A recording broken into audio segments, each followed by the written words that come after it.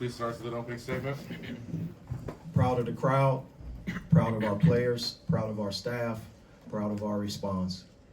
All right, questions? Trent, you were 75% tonight. Were you in some special state from, beyond the arc, or what were you feeling tonight? Man, I mean, I was feeling good. A little frustrated the past couple of games because especially last game, we went 2 for 8. So going to this game, I wanted to take quality shots, and I felt like my teammates found me when I was open, and I hit them. For Trent and Tio both, I mean, what did you like that you guys saw down the stretch there when Auburn kind of cut the game and you kind of made it close? What did you like that you saw from you guys down the stretch there? I think we stayed together pretty well. In the past, we've struggled with complaining about the calls with the refs and showing bad body language. But I think today we contained that pretty well and stayed together. Yeah, you said that great. I mean, in the past, fouls, turnovers, we would have broke, I felt like, but I thought we stayed together really well. Didn't worry about that and kept moving forward. Tio tonight, career high 13 points, obviously, but the confidence with which you played pretty much from the start. What clicked from the very beginning? Talk about the zone in which you found yourself tonight. I just been trying to get back to myself. I feel like I've been letting my team down a little bit and just not focusing on the details and the little things. And just doing that, makes you more locked into the game. So that was really my focus tonight, and the game worked in my favor, and that's where you saw my success tonight. Tio, with that, is there anything you did differently, kind of preparation-wise, to kind of course correct there? Just mentally being more locked in, focusing more into the details, like I said, trying to speak up more, call little plays that we've been scouting out on the bench. Being more vocal on the bench really helps me a lot when it comes to being locked in when I get up into the game. So just being more vocal and just cheering for my teammates while I'm not in the game keeps me and helps me play well. Coach, what did you see over the final 4 minutes from Auburn cutting it to a 4-point lead for you and then eventually getting that back up to double digits and going, I believe, 6 for 6 from the line during that stretch? I saw our program respond to what we knew was going to happen, a team fighting back late in the game and trying to find a way. That's SEC conference play.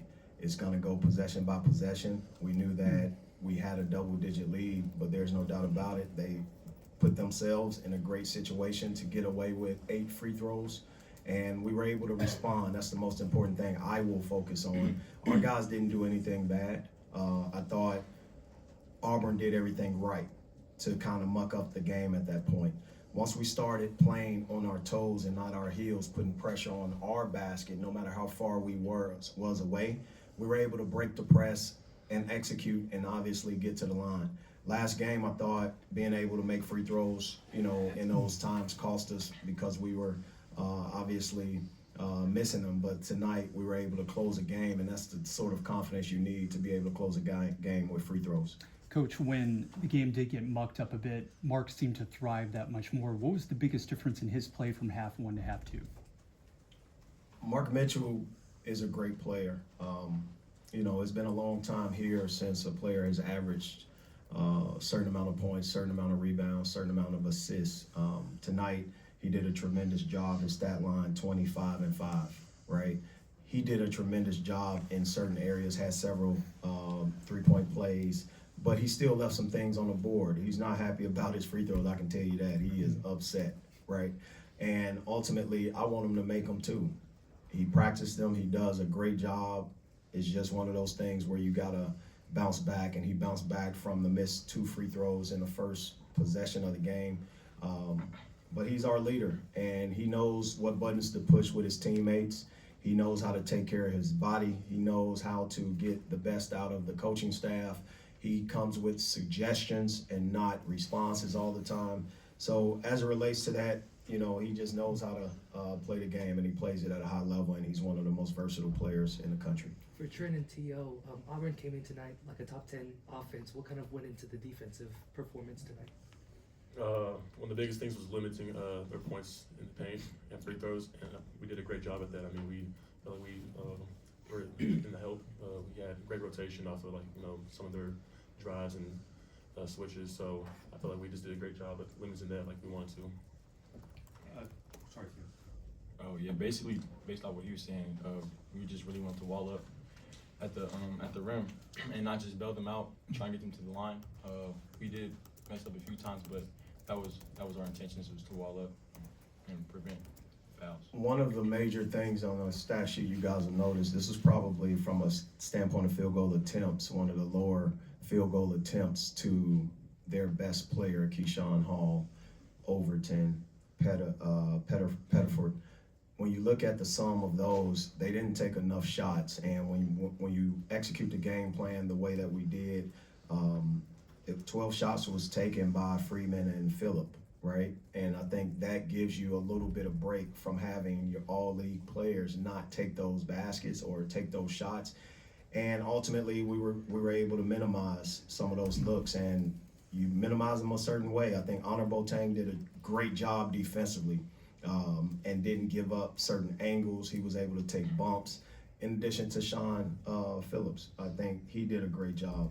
And Robinson did a great job. Cruz did a great job. So defensively, it stood out in terms of us being in the right place and at the right time and being able to take away some type of vision. I think we changed our defense several times. That kind of, stifled them a little bit. But our guys right here, man, to my right and left, they carried us. I'm proud of T.O. because I was on him last game. When Ant Robinson has a bad game, he can't afford to have a bad game. That's when he should be taking advantage of the opportunity. And I thought tonight he took advantage of the opportunity, and he left no doubt that he belonged. He left no doubt that he helped his team win. He left no doubt that he was willing to do whatever it took to bounce back. Same with Trent Pierce. He bounced back. And that's what I'm proud of the most, our guys being able to work through whatever they're working through and bounce back. Coach, easier said than done, taking shots away from Dahad and Keyshawn Hall. How do you do that? How do you, when you get into this game, take attempts away from those two guys? Let other guys shoot it. It's just that simple. The other guys were taking the shots because they thought they saw something, and it was by design. So our guys did a great job of appearing the mirage of guys are open, therefore you take away certain looks, and our guys executed the game plan. It's just that simple. Ryan Sharbaugh is our defensive coordinator. He did a tremendous job from a personnel standpoint, prepping our guys, being able to call our defenses whenever there was a need. As after the game in St. Louis, you spoke about you couldn't wait to have the team healthy, and you were pointing, I think, to Trent and Jaden in particular. How much has this turn has been simply getting them back, and how much has been the 12 days you had and gelling otherwise? Well, look at the stat line, right? That's a great observation, great question. I'm here to stand in front of my guys and make sure they are protected at all times. They're giving their very best and always will be. And I think on my social media page, I put a video up regarding the locker room and my comments to the team. And we were able to organize our schedule a certain way. Being able to have that break was a blessing in disguise. Being able to now insert Trent and Stone back into just reps. This is the first time Jaden Stone started playing with Trent, right? And that was over the break. Those reps matter in practice. Those reps matter in games. Right now, we're at 95% because we still have a part of us, meaning Javon Porter, out. So at 95%, we're able to now have practice. And sometimes that gives you an opportunity to get better. So in this 4-game season, we've so far gotten better while other teams were able to get better week by week. We didn't know who was practicing sometimes. And that kind of hurt us. But I'm proud of where our matrix are right now. I'm proud of how our guys are responding and welcoming those guys back. I'm proud of this kid right here, tremendously proud of him. His growth over the last 3 years, I've been able to see a physical and emotional and a mental growth that a player can have. Both these dudes, I believe, will play in the NBA one day, and they do a tremendous job. It may not be from a star standpoint of scoring 30 points, right? But T.O.'s impact, his size for position, his passing ability is tremendous. This kid right here, his IQ, his impact on the game, his catch and shoot ability at 6'10", playing a 2, 3, 4, or 5 if I need him to. It just speaks volumes for what he does, and you cannot replicate experience, you cannot replicate IQ, and he has all of it. Coach, with Trent and Tio combining for 31 points tonight, first time that the team's players off the bench had over 20 points in SEC play. What did you see from your guys off the bench overall tonight? Well, T.O. said it best. He had to bounce back. When Ant Robinson's not doing something, he has to be the one to fill in the gap. And we don't know night in and night out what that is. Ant Robinson played 26 minutes. He was playing too many minutes the last game, and he was able to get a rest, stay fresh. But T.O. made me keep him in the game. And that's what you have to do. And he's not a selfish person. He's a very unselfish in spirit. And what you see is a group of guys, a group of kids continuing to get better day by day, week by week, and Final practice question. by practice. Trent, Coach kind of mentioned it. I mean, you've only played 4 games. Where do you feel like, I mean, are you still getting in game shape? Are you fully there, or did you hit it at some point in the last 2 weeks?